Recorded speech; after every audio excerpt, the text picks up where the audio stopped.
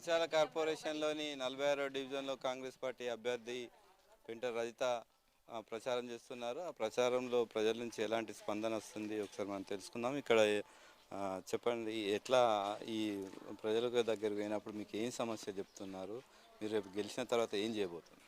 ముందుగా నాకు ఈ అవకాశం, ఈ డివిజన్ 46వ డివిజన్లో అవకాశం ఇచ్చిన మన ఆపద్ బాంధవుడు, నియోజకవర్గ ఆపద్ బాంధవుడు ఎమ్మెల్యే కొక్కిరాల ప్రేమ్సాగర్ రావు గారికి, అలాగే మాజీ డీడీసీ అధ్యక్షురాలు సురేఖమ్మ గారికి ధన్యవాదాలు తెలియజేస్తూ, అలాగే నాకు ఈ డివిజన్లో నాకు ఫుల్ సపోర్ట్గా నన్ను ముందటుండి నడిపిస్తున్న ఇక్కడ మాజీ కౌన్సిలర్ కొండ పద్మశేఖర్ గారికి, అలాగే ఇక్కడ ఉన్న నాయకులకి, కార్యకర్తలకి, మహిళా నాయకురాళ్ళకి, మహిళలందరికీ నా యొక్క నమస్కారాలు తెలియజేస్తూ కృతజ్ఞతలు కూడా తెలియజేస్తున్నాను. ఏదైతే ఈ డివిజన్లో 46వ డివిజన్లో అంటే సమస్యలు అంటే ఇళ్ల పట్టాల సమస్య ముఖ్యంగా ఉంది. ప్రతి ఒక్కరి ఇంటికి వెళ్ళినప్పుడు మాకంటే ఇళ్ల పట్టాలు లేని వాళ్ళు, మాకు ఇళ్ల పట్టాల సమస్య ఎవరైతే తీరుస్తారో వాళ్ళకే ఓటేస్తామని చెప్పడం జరిగింది. ఏదైతే పెద్దలు ప్రేమ్సాగర్ రావు సార్ కూడా దృష్టికి మేము తీసుకెళ్ళినాము.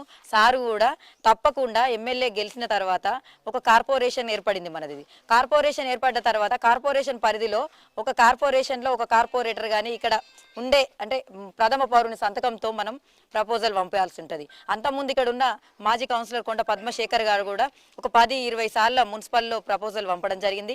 కానీ అప్పుడు అధికారంలో 4 సార్లు గెలిచిన ఎమ్మెల్యే దివాకర్ రావు గారు ఉన్నారు. ఆ 4 ఏళ్ళు ఏం చేయలేకపోయారు, పట్టాలు ఇవ్వలేకపోయారు, దాని ప్రపోజల్ కూడా పైకి పంపలేకపోయారు. దాని తర్వాత మన కాంగ్రెస్ గవర్నమెంట్ ఏర్పడ్డ వెంటనే దానికోసం ట్రై చేయగానే ఇది మనది కార్పొరేషన్గా ఏర్పడడం జరిగింది. దానిలో కార్పొరేషన్లో కొన్ని యాక్ట్ల ప్రకారం పెద్దలు ప్రేమ్సాగర్ రావు గారు ఎలక్షన్ తర్వాత మనకి ఇక్కడ పాలకవర్గం ఏర్పడ్డ తర్వాత ఇక్కడ ఉన్న ప్రథమ పౌరుడు ఎవరైతే కార్పొరేటర్ గారు ఉంటారో ఆ వాళ్ళ సంతకంతో మనం ప్రపోజల్ పంపాలని అక్కడ అధిష్టానం చెప్పడం జరిగింది. దాని ప్రకారం ఇక్కడ ఇప్పుడు నేను కార్పొరేటర్గా నన్ను గెలిపించిన తర్వాత పెద్దలు ప్రేమ్సాగర్ రావు గారు ఇది బట్టి విక్రమార్క మన డిప్యూటీ సీఎం దగ్గర ఇదిని అంటే ఫాలో అప్ చేస్తున్నారు. దాని తర్వాత సీఎంతోని కూడా సంతకం పెట్టించుకొని ఆ పట్టాలు కూడా ఇచ్చే విధంగా చూస్తానని తప్పకుండా మాట ఇవ్వడం జరిగింది.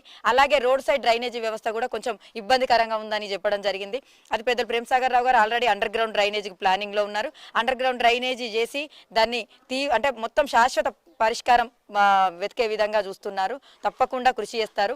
అలాగే నీటి ఎద్దడి కొన్ని అంటే గల్లీలలో నీటి ఎద్దడి ఉంది.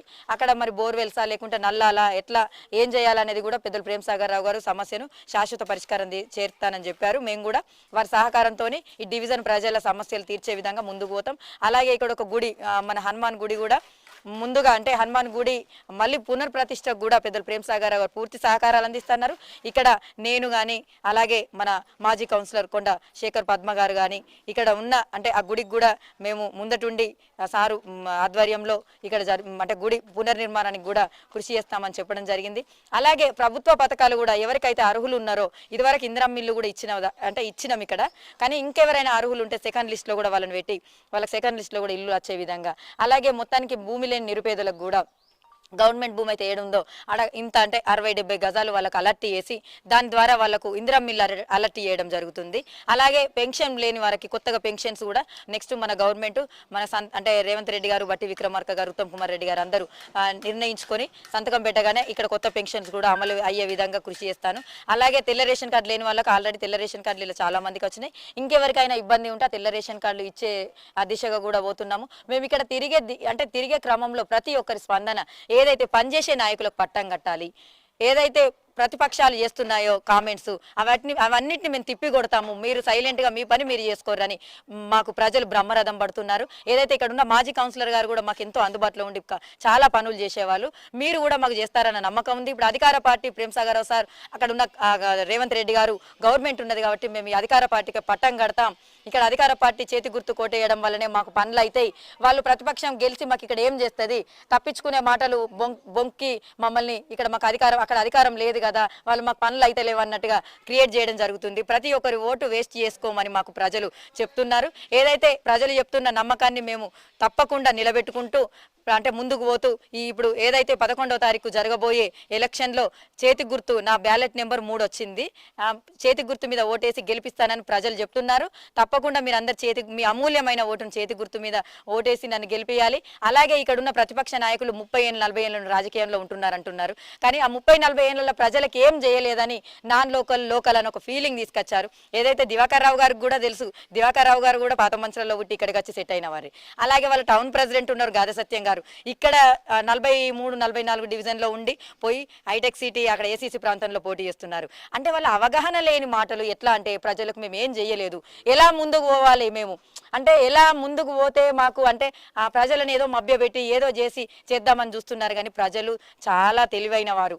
ఎవరైతే పనిచేస్తున్నారు, ఎవరైతే విజన్ ఉన్న నాయకులు, ఇక్కడ ఎవరైతే హాస్పిటల్ మన మల్టీ స్పెషాలిటీ హాస్పిటల్ తీసుకొచ్చారు, 600 పడకల హాస్పిటల్ 350 కోట్లతోని, ఎవరైతే ప్రస్థానం కట్టించారు 11 కోట్ల వ్యవధితోని, అలాగే ఎవరైతే కరకట్ట 260 కోట్లు శాంక్షన్ చేశారో ప్రతి ఒక్కరు గుర్తించారు. ప్రతి ఒక్కరి మనసులో ఈ 60 డివిజన్లో కూడా 60 డివిజన్లు కాంగ్రెస్ జెండా ఎగరబోతుంది. రాబోయే 13 తారీఖు రిజల్ట్లో 60 డివిజన్లో కాంగ్రెస్ జెండా ఎగిరి మేయర్, డిప్యూటీ మేయర్ పీఠాన్ని కూడా కాంగ్రెస్ పార్టీ పెద్దలు ప్రేమ్ సాగర్ రావు గారు కైవసం చేసుకుంటున్నారు. జై కాంగ్రెస్, జై పిఎస్ఆర్.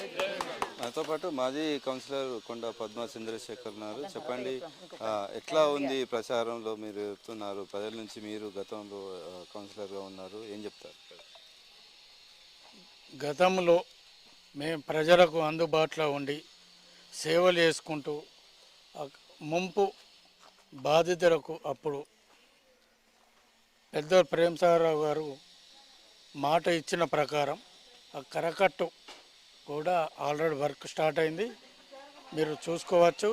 మేము ఆ ఏరియా రోడ్స్ లేకుండా మేము ఇచ్చిన టైంలో బాలయ్య నగర్ కానీ, డూప్లెక్స్ కానీ, సాగర్రావు కాంప్లెక్స్ కానీ ఆ ఏరియా మొత్తం కచ్చా రోడ్లు లేవు, ఏం లేకుండే.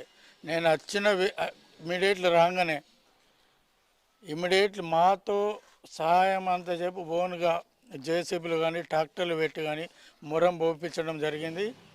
అప్పుడు వీధి దీపాలు కానీ వీధి స్తంభాలు కూడా లేకుండే. ఆ పరిస్థితుల్లో అప్పుడు పాత విజన్ ఫోటోలు ఉన్నాయి మా దగ్గర, ఇప్పుడు ఉన్న చూడండి. అక్కడ ఉన్న ప్రజలు ఏమంటున్నారు, మాకు 24 గంటలు ఎనీ టైం అందుబాటులో ఉండి సేవ చేసిండు, ఆయన సేవ చేసిండు కాబట్టి ఆయనకు మేము మద్దతు ఇస్తాం, ఆయనకే ఓటేస్తామని ప్రజలే స్వచ్ఛంగా పలుకుతుండ్రు. నిన్న మొన్న మాజీ ఎమ్మెల్యే గారు వాళ్ళ ఇంటి వెనుక సైడ్ పోతే, మీరు మాకేం చేసినారు వరదలప్పుడు కానీ మాది, ఇప్పుడు నేను అప్పుడు పోయినప్పుడు మాకు ఆర్థిక సాయం చేసిండు, 25 కిలోల బియ్యం ఇచ్చిండు. ఓనుగా బోరు లేకుంటే బోరు ఖరాబ్ అయితే లోపల నా సొంత డబ్బులతో మోటార్ కొనిచ్చి మోటార్ కూడా వేయించిన. మీరు కావాలంటే వచ్చి చూడండి. ప్రజలు మిమ్మల్ని అడిగి మీరు ఎన్ని రోజులు ఎటుపోయారు, ఓట్లు రాగానే మీకు గుర్తుకొస్తావా ప్రజలు? ఓటు వేసినాక మీరు అటు పోయి మీరు పోయే దారి 20 సంవత్సరాలు మీరు పోయే దారి చూడండి, ఎన్ని పొక్కలు ఉన్నాయో, ఎన్ని ఉన్నాయో, ఎంతమంది నడువు నొప్పులు స్టార్ట్ అయినాయో. మీకు అది కూడా లేకుంటే ఎట్లా, విజన్ లేకుంటే ఎట్లా? మన ఇంటికే మనం చేసుకోక మందికి ఏం చేస్తారు? మీరు ఓటు అడిగే హక్కు నైర్యత కూలిపోయారు. ఇప్పటికైనా మాకు మద్దతు ఇవ్వండి, ఓటు వేపియండి, మేము పనిచేసి చూపెడతాం. మా ఈ ఉన్న చుట్టి 44, 45, 46 డివిజన్లలో కాంగ్రెస్ జెండా ఎగరబోతుంది. మీరు అత్యధిక మెజార్టీతో గెలుస్తాం, తెలంగాణలో నెంబర్ 1 మెజార్టీతో గెలుస్తామని హామీ ఇస్తున్నాం. Thank you. మొత్తానికి 46వ డివిజన్లో మాత్రం గతంలో చేసినటువంటి అభివృద్ధి కాదు, సేవా కార్యక్రమాలు కూడా చేశాము. ఖచ్చితంగా ప్రజలు మాకు పట్టం కడతారు. అధికారంలో ఉన్నాం కాబట్టి ఇప్పుడు వారికి ముంపు ప్రాంతంలో ఉన్న ప్రజలకు మాత్రం ఎలాంటి ఆపద కలగకుండా మాత్రం ఎమ్మెల్యే కొక్కిరాల ప్రేమ్ సాగర్ రావు 255 కోట్లతో కరకట్ట నిర్మాణం చేస్తున్నారు. ఇక్కడ ఇంకా మౌలిక సదుపాయాలతో పాటు అన్ని రకాల అభివృద్ధి పథకాలు పనులు చేసి ఇక్కడ ప్రజల మన్ననలు పొందుతామని చెప్పి మనతో పాటు 46వ డివిజన్ కార్పొరేటర్ అభ్యర్థి పెంట రజిత తెలిపారు.